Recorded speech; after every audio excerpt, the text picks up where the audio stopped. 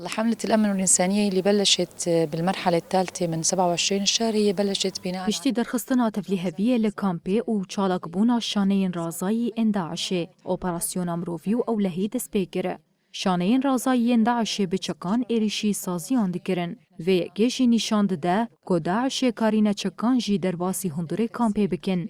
جبر وی چنده و جبو جیب جی کرنا اولهیه بیویست بو که اف اپراسیون بهاتل دارخستن.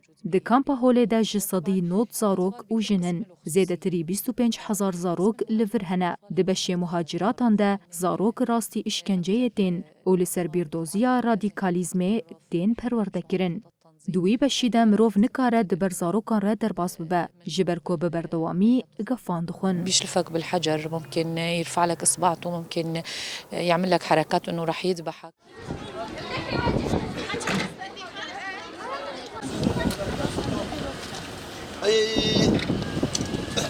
زيتون